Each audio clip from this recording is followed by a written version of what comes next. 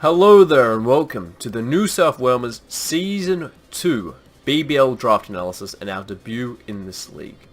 For those of you who are unaware of what the BBL might be, sorry, I'm just getting used to face cam as you guys can see. Wow! The BBL is a Banlist battle league where Aaron2420 tries to push the barriers of birds' technological understanding, but more so importantly, what Ubers are allowed. Now, when we consider a lot of these drafts, there's a lot of things I like to keep in mind. And I asked Aaron, I was like, Aaron, how in-depth do you want this shit to be? Because you have to edit it, not me. And Aaron said, make it in-depth as Bird wants to go. And that's what I really decided to do with this draft analysis, is really try to go in-depth with everything. Because I don't really have many plans going forward after this. This could be one of the last leagues I play in Ultra Sun, Ultra Moon, because I don't know yet about time commitments due to, university and also work. So it's just something I really wanted to do. The BBL has a lot of good competition. Max Rapture, we got dunked on him quite recently. Bill Standish is another name. We also get to play someone like Gypsy King, who I've never played before in format. I've played a couple of mocks. He is someone that is absolutely amazing at draft. There's also, many people like that. And I'm going to really hate doing face cam, but that's fine. Also as well, before we really get too much into it, first and foremost, massive shout out to the boy, High Velocity Boy, aka Grant. If you guys are looking for rebrands and stuff like that, definitely hit him up. I know that he's currently going through a price hike yet again, because his stuff is absolutely amazing. He did the new South Wailmers logo, he did the builder graphics, which absolutely look amazing. I know me and Aaron will both be using them. I fucking love him, Grant. He also did the new South Wailmers logo, which absolutely looks amazing. A bit of breakdown, Aaron put the logo on screen.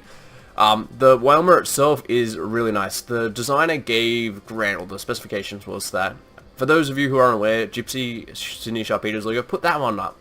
Put that one up, Aaron. Now let's go. Put it up. So, Gypsy has always had his branding around the Sydney Opera House inadvertently. And more so people just know that, hey there, welcome back, that sexy deep voice with the Gypsy King. So I really wanted to stick with the Harbour Bridge. Bill initially put this Harbour Bridge in the background of the old New South Wailmers logo, which is there. Aaron's going to be like, Bird, stop making me edit so much. I'm like, yes, Aaron, you edit. Put the bridge in there. And I really wanted that whole Sydney Harbour-esque vibe. Sydney Harbour is probably one of the most iconic landmarks in Australia, for those who are unaware. It's something that even by having people go to Sydney for an IC, they'll take photos of this location. So I really wanted to make sure that that was highlighted in the stuff that I did. And Grant put the smile of the Wailmer as the beautiful smile. Look at mine. That looks fucking shit. Kill myself, please. The smile of the Wailmer is the Harbour Bridge, and Aaron's gonna put that one there. And also the little white thing is the Opera House. Put that one there. So it looks a really nice logo. I really like the color scheme. Pedonison says it's a beautiful tribute to Bird because the Parramatta Eels, who are like the Chicago Browns or whatever their name is, the Browns I think they are, that went 0-37. Yeah, that's like the Parramatta Eels. So. Next meme! Now, when it came to the draft, I want to give a massive shout out to Immortal... no. Now, when it came to the draft itself, I want to give a massive shout out to two people in particular. Cos and also 6 Foot Hacks. Pedonison, he also helped some parts, but he's always there, Pedonison. He's always judging me. You're a naughty boy, Bud. A naughty boy. So we really wanted to have a draft that could complement Zygarde. Zygarde had to be the key. Zygarde was the only mon that I really wanted to use. I used it in the UPAD League, which I absolutely love to death. Zygarde is bellissimo. And when it came to my pick itself, I was taking a lot of Ubers. And when it came to the Ubers itself that were left, none of them really stood out to me. It sounds really weird to think about that, but that's just how I felt. And the reason for that was that a lot of the Ubers that went before it were like Mega Lucario. I think Mega Lucario was absolutely phenomenal. I would have taken that in a heartbeat. Marshadow. Arceus, Magina was the one I was set on. I really want to go Magina Zygarde. I've been practicing a lot recently in OU, or was playing a lot of OU with a Magina team focused around Tricker and Magina with Bandicron. And it was a team made by Suave, as far as I'm concerned, who is he's played, what's the phrase? He played in a high-level SPL tournament. I think he played World Cup. Shout out to Eggs for the hydration. And when I was looking at the synergy of the team, I was like, oh, Crawdont is a mon that could be fun to play. I heard from Regulator that Specs Crawdont, best set. And I was thinking about that. And I was like, imagine if we get Magina Zygarde. 18-point Z Magina, and I could possibly get other mons with that exact same Z move. And I was like, ooh, baby, baby. That's what I wanted to do. And that was always the mindset going into this. Let's go sort of cheaper Ubers, get a lot of synergy out of them, and then let's go, whee! Throw our hands up in the air. Now, Gypsy King took bloody Magina. Gypsy, why? Can you not do that, please? I also love the Theflyingbird. Hello! And it came to my pick, and I took my FO. And a mon that I've really enjoyed recently, and so surprisingly, is Tapu Koko. I don't really like offensive pivots. We all know how Bird likes to use things. But this is a Landorus Therian. Aaron, put it there. Click U-turn. Oh! Gravity! Surely that's the play on every switching. Give me a gravity. Maybe a role play this time. So I really like the idea of Koko. Koko's really fast, base 130. Aaron, put the slide on now. So it's got a speed stat of 130. That's the first thing. That's the most important thing that people should know about this. It also has both a very good attack stat and a very good special attack stat. And for something that for Koko, which I really want to emphasize, is that I think that physical Koko in draft is massively underappreciated. There's an actual Koko set that if Aaron edits in or decides to edit in, there's a Boit Koko, and it was like Hasty Koko, it had the same special attack stat and same physical attack stat for VGC, and it won a regional, did really well with Boit. I can't remember if it won. I just know Boit just consistently does really well. Jamie Boit, you know, man with long hair, beautiful long hair, luscious man, Jamie Boit. Come on down. It has so many options. Electric Fairy is a really nice typing.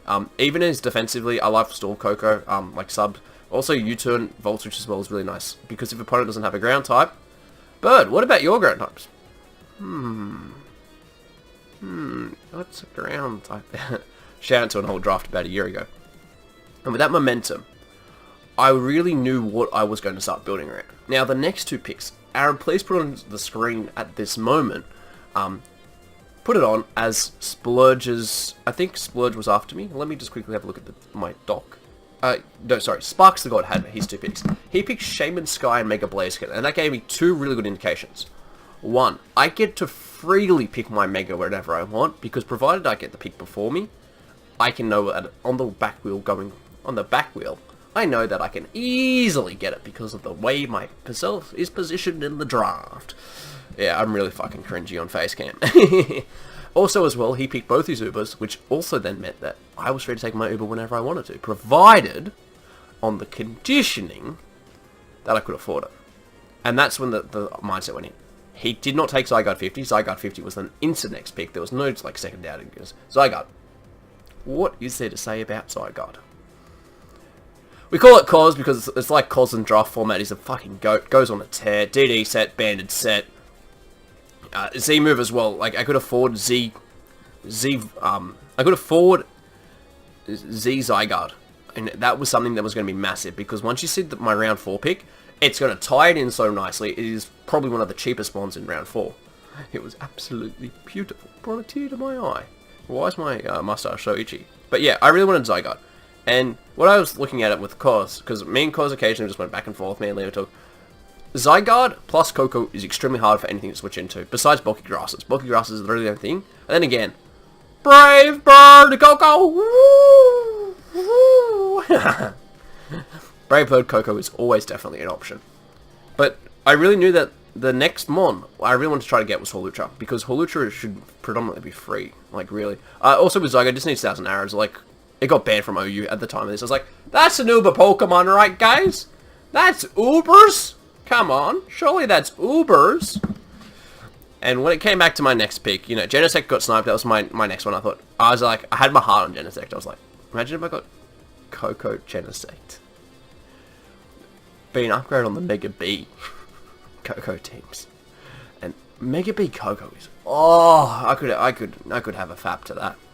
But it came up to the next pick and we took Hawlucha. Now the simple reasoning behind Hawlucha is that the Unburden set is absolutely amazing. Hawlucha with the combination of Unburden and Acrobatics is amazing. Also as well, Hawlucha has some really nice niches. You can make it Stall, you make it Roost, bulk up sets. I find with draft a lot of the time, a lot of mons in OU that, you know, will run double coverage, they can drop that. So for example, you know, if a Hawlucha is forced in a draft, so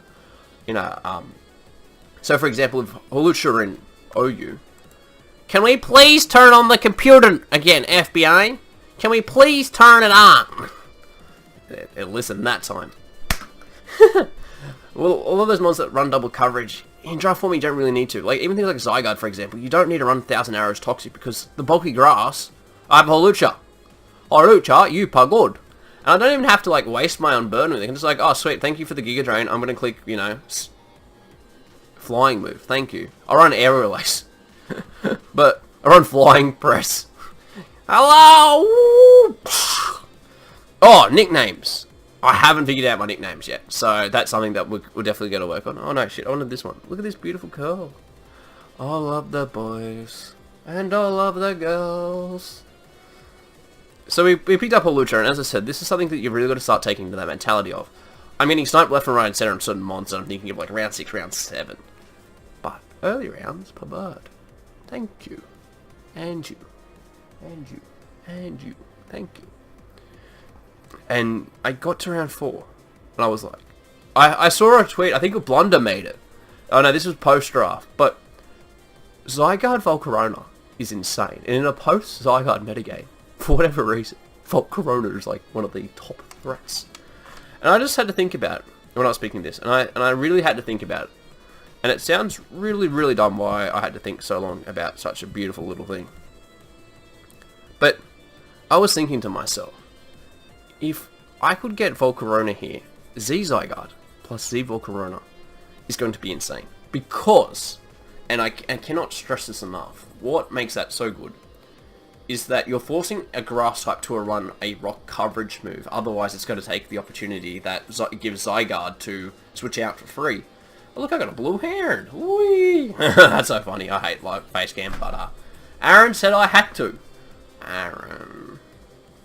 Volcarona means that what I can do with it is that take that bulky grass, start blowing through it.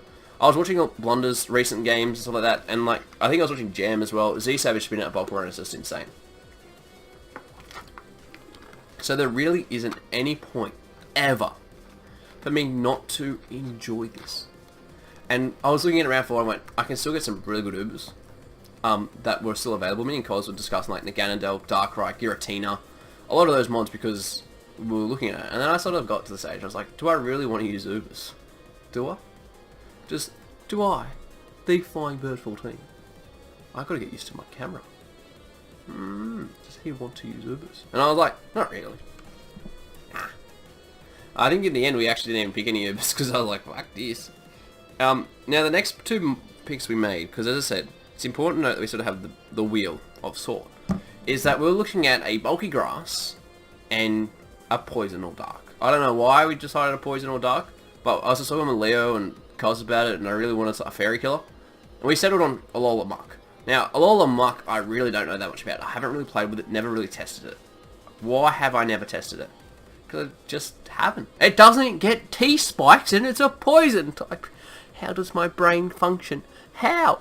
It is not a T-spike mod. T-spike, yeah. Because I wanted Rose Raid in that slot, and then they sort of said, no, let's get a little bit of defense. I was looking at Pex plus Tangrowth, and then double snipe. I was like, fah!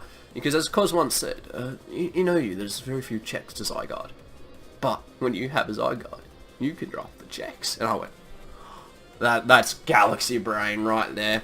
From the man himself, the king of Zygarde. I wanted those 2, and Cos said Mega Venusaur. I think Mega Venusaur was hot garbage, relatively. I nearly actually went Mega Zam on this draft, and maybe not my proudest moment.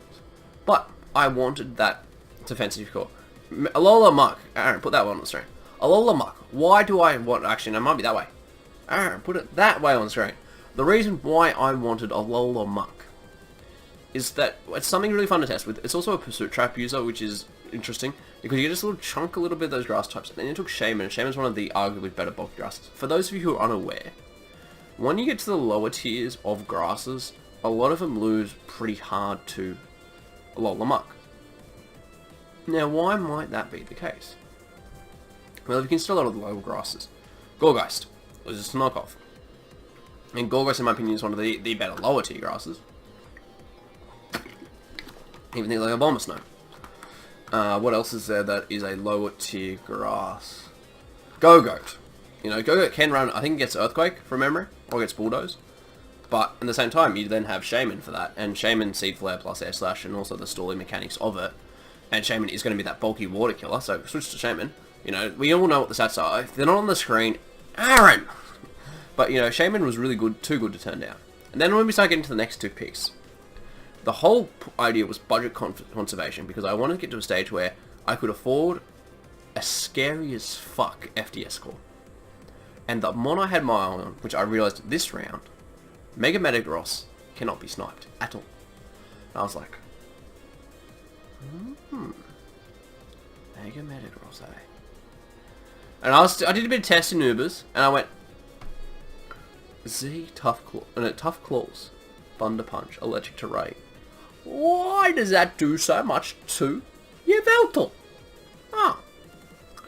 Why does that do so much to Toxapex? And I went, next meme, we know what we want there. So we decided with our next pick that we didn't have a default on the team. We've got a secondary Dark type because we like type stacking now, but it doesn't share any common weaknesses. Between our two types that we are stacking is Vullaby, I do believe. Let me just double check. Yeah, we got a round 7 Vullaby. A lot of people were surprised. They were like, what's this stupid bird doing here, bird? And I went, I am a stupid bird. I don't know what I'm doing here. But what I really liked about Vullaby was it gave me a bit of momentum with U-turn. It's also fat as anything. You get knockoff support. And it's also something that a lot of my team doesn't have momentum on it. It relies solely behind the concept of go Coco, big threat, in. That's you, Zygarde. That's you. Whatever. Shaman. Big threat in. Start killing mons. And I was like, can I do one better? And Vullaby gives me that support. Also, it gets U-turn. It is a bit of a knockoff bait. However, it does get weak arm and stuff like that. We couldn't take a round 5 Mandibuzz, unfortunately, Keegan. Sorry, it just slipped my mind. We took round 7 Vullaby. And then round 8. I looked at the point tier, and I went, Aaron, you're not retarded with points. Aaron, you're not retarded with points. Aaron, you're not Oh, you are. Because what I learnt was, for 1 point, I could get Gothorita with Shadow Tag for 1 point. And I went, next meme! Because, God, is that thing good. 1 point, the Matty Brolic Slayer, or whoever it slayed, cause tell me about it some other time. And I really liked it. And then next pick we had for our round 9 pick, we got a Pedonison mod. Pedonison, we got a Pedonison mod. That's for you. For you, Pedonison. We did it. We got a Pedonison mod.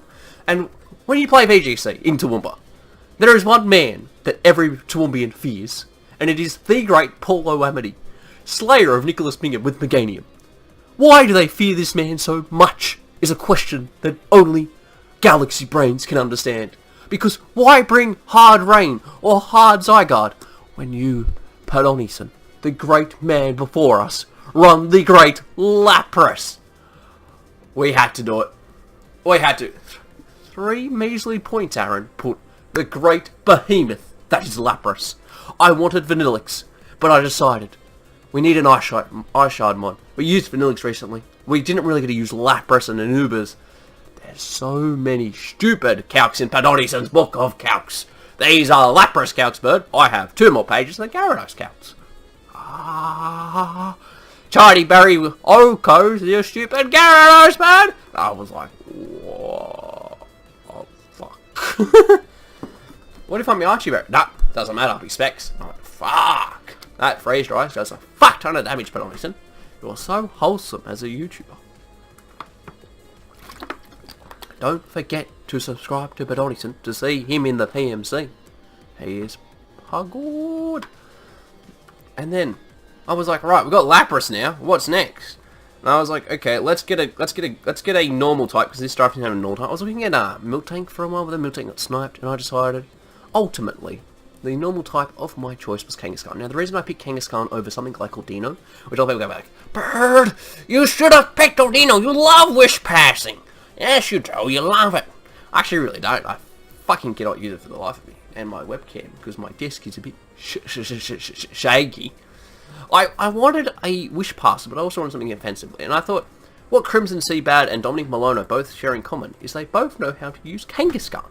And Kangaskhan is a mod that you get some wish nicer, but it's also very offensive. It's really good in, I think, in NU at the moment. I just wanted to try it out. I've used Ordino before. I used Mega Ordino once. It's fun. It does a job. It, you know, Encore. It does all this. Kang? Nah, not so much. But I decided what I wanted to do. Let's get some beautiful, beautiful boys. And we've got Kangaskhan. He's a proud mum. She's not a she. He's a proud dad, actually. Just because they lose more in core doesn't mean that he cannot be a dad, Kangaskhan. And what we decided next was, right, we have our Kangaskhan. And then it was round 11 time, and we decided, my man Turbo, he was before the metagame, Galaxy Brain. Palo Sand is a mon that he really liked, and I really decided I needed a ghost type, needed a ground type, secondary ground to pair with that, so I got it because I want a secondary ground type because I don't have to go. Like, can you switch into a Volt Switch? Oh shit, that was HBI. We're dead.